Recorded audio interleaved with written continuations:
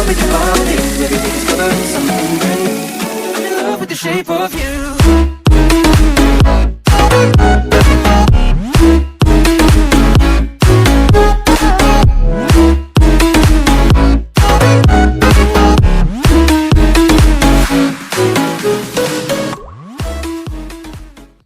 Assalamualaikum warahmatullahi wabarakatuh.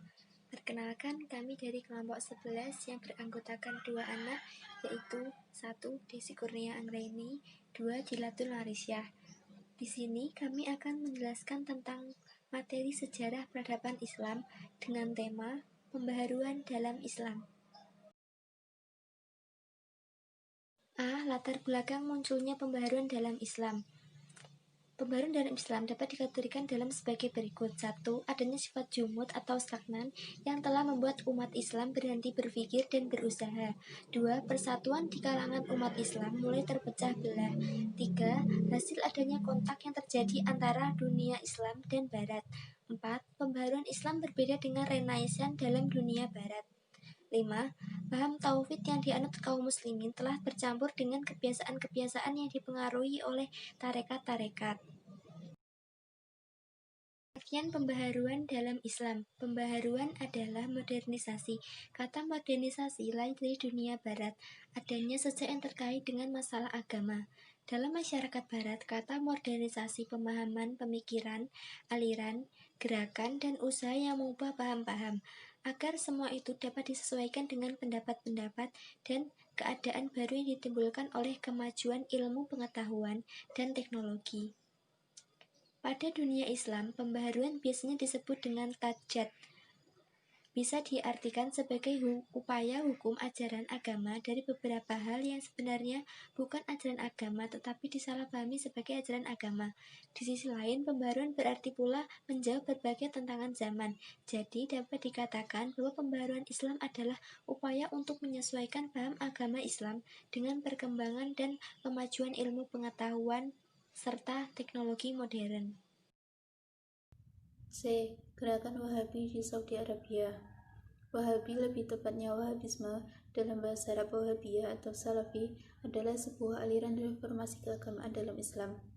Aliran ini berkembang dari dakwah seorang teolog muslim abad ke-18 yang bernama Muhammad bin Abdul Wahab yang berasal dari Najd, Arab Saudi.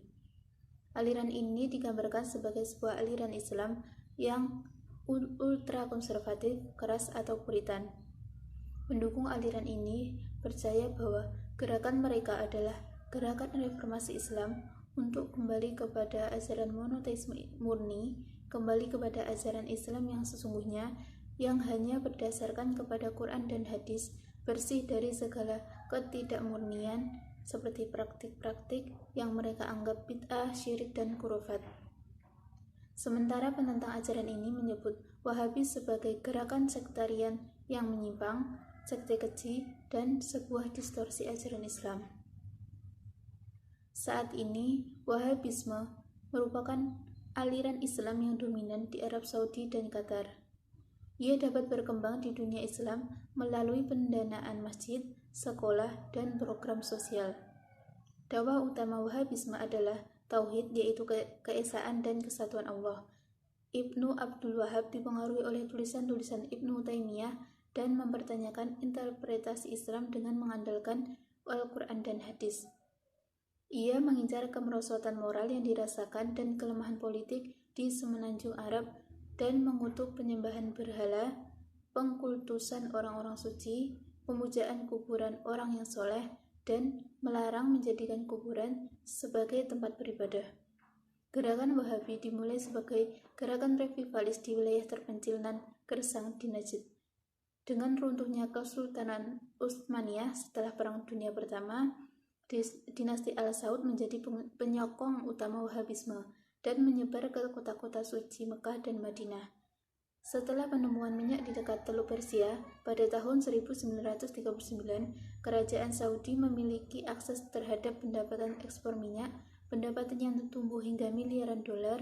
Uang ini digunakan untuk menyebarkan dakwah Wahabisme melalui buku, media, sekolah, universitas, masjid, beasiswa, pekerjaan bagi jurnalis, akademisi, dan ilmuwan Islam.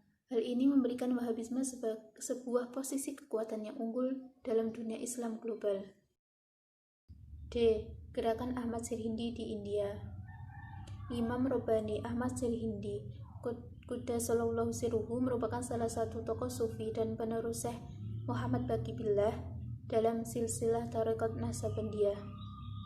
Beliau merupakan ulama besar di zamannya yang populer dengan sebutan Imam Robbani Mujaddid Al-Faruq As-Sirhindi. Mujaddid dinisbatkan karena beliau merupakan pembaru di abad milenial kedua, sedangkan Al-Faruq dinisbatkan karena merupakan keturunan dari sahabat Umar bin Khattab dari jalur ayah. Di India, pembaruan terutama dilakukan oleh Syekh Ahmad Sirhindi dan Syekh Waliullah. Mereka melihat bahwa akidah umat Islam India telah dirusak oleh sinkretisme. Oleh sebab itu, mereka mengeluarkan seruan untuk kembali kepada Al-Quran dan Sunnah dalam segala lapangan kehidupan. Gerakan-gerakan pra-modern telah mewariskan bagi Islam modern suatu interpretasi ideologis terhadap Islam dan metode-metode gerakan serta organisasi. Kalau gerakan pra-modern terutama dimotivasi oleh faktor internal, gerakan modern dimotivasi oleh faktor internal dan eksternal, baik oleh kelemahan internal maupun oleh ancaman politis dan religio-kultural kolonialisme. Tanggapan para tokoh pembaruan pada akhir abad ke-19 dan awal abad ke-20 terhadap dampak Barat bagi masyarakat Muslim terwujud dalam usaha sungguh-sungguh untuk menginterpretasi Islam dalam menghadapi perubahan kehidupan. Mereka menekankan sikap dinamis, luas, dan dapat menyesuaikan diri yang menjadi ciri kemajuan Islam pada zaman klasik, terutama kemajuan di bidang hukum, pendidikan, dan sains. Mereka juga menekankan pembaruan internal melalui proses reinterpretasi atau ijtihad dan adaptasi secara selektif atau islamisasi terhadap ide-ide dan teknologi barat. Sebab pembaruan dalam Islam merupakan suatu proses kritik diri ke dalam dan perjuangan untuk menetapkan Islam kembali guna menunjukkan relevansinya dengan situasi-situasi baru yang dihadapi oleh masyarakat Islam. Beberapa belahan bumi telah melahirkan gerakan-gerakan pembaruan Islam yang tema dan aktivitasnya diilustrasikan di dalam beberapa figur utama seperti di Timur Tengah, Jamaluddin Al-Afghani dengan gerakan pan-Islamisme serta para pengikutnya seperti Muhammad Abduh dengan gerakan Salafiyah dan Muhammad Rashid Ridho. Tahap-tahap pembaharuan dalam Islam dapat dideskripsikan sebagai berikut. Pertama adalah gerakan yang disebut dengan gerakan pramodernis. Gerakan ini timbul sebagai reaksi atas merosotnya moral kaum muslimin. Selain itu, kaum muslimin juga diliputi kejumutan berpikir akibat terpenjara dalam tradisi yang tidak lagi sesuai dengan perkembangan zaman. Ciri gerakan ini adalah upaya dalam melakukan perubahan mendasar guna mengatasi kemunduran moral dan sosial masyarakat Islam. Kedua, dikenal dengan istilah modernisme klasik. Pembaharuan Islam pada tahap ini diimplementasikan dalam lembaga-lembaga pendidikan, karena lembaga pendidikan adalah sarana paling efektif untuk mensosialisasikan gagasan-gagasan baru.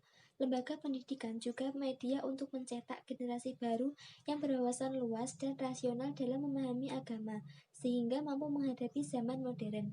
Model gerakan ini muncul bersamaan dengan penyebaran kolonialisme dan imperialisme Barat yang melanda hampir seluruh dunia Islam, sehingga kaum pembaharu pada tahap ini seringkali menggunakan ide-ide Barat sebagai ukuran kemajuan.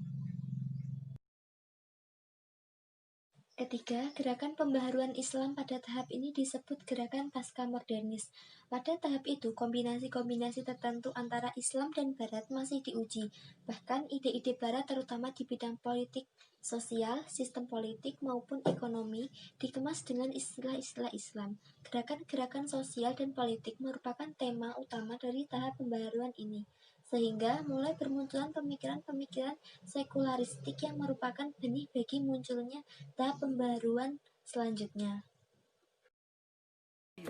Sekian presentasi dari kelompok 11. Kami mengucapkan terima kasih kepada kalian semua yang telah memahami video dari materi kami. Mohon maaf apabila ada kesalahan dalam pelafalan materi dan pembenahan materi. Kami mengucapkan terima kasih. Wassalamualaikum warahmatullahi wabarakatuh. Pull like a magnet, although my heart is falling too. I'm in love with your body. Last night you were in my room. Now my bed sheets smell like you. Every day discovering something brand new. I'm in love with your body.